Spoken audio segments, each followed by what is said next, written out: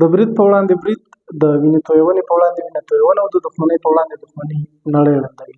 نو حل لاره یې څه ده؟ حل لاره یې د نه تاوتریخوالي یا عدم تشدد لار خپلول دي.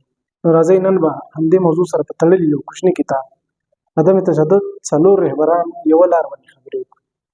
عدم تشدد 4 رهبران یوه لار د پیاوړي لیکوال او ژباړن ایمان همدرد ژباړه او راټولونه ده چې په لومړي ځل په 2018 کې افسوس کتاب پلورنځي او په دویم ځل په 2020 کې سوله مطالعاتي څېړنیز او خپرندوی مرکز په ډېر ښه کیفیت کې چاپ کړی او خپور کړی ده.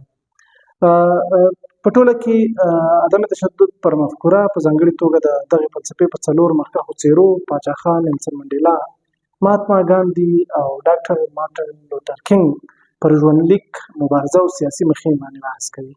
عدم تشدد 4 رهبران یوه لار چې 5 بېلابېل څپرکي لري.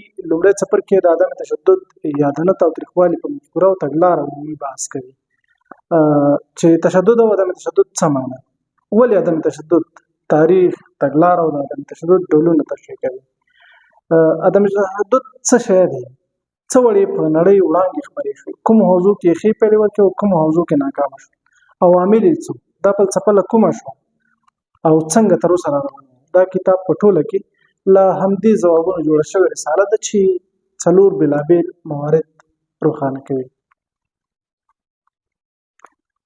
لومړی، دا شخصیتونه څوک ول، ولې د درناوي وړ دي او څه لپاره یې څنګه مبارزه کوله. دویم، عدم تشدد مبارزه څه ده، اړتیا یې څه ده او ولې مهمه ده.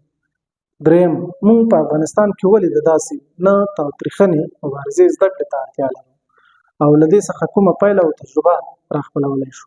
څلورم، هره سیاسي مبارزه بالاخره په سیاسي اوزارو بشپړه شي. که دغه مبارزه ځینو اخلاقي او انساني ارزښتونو سره ملګرې وي، په تاریخ کې د یوې نیکنامې مبارزې په حیث ثبتېږي.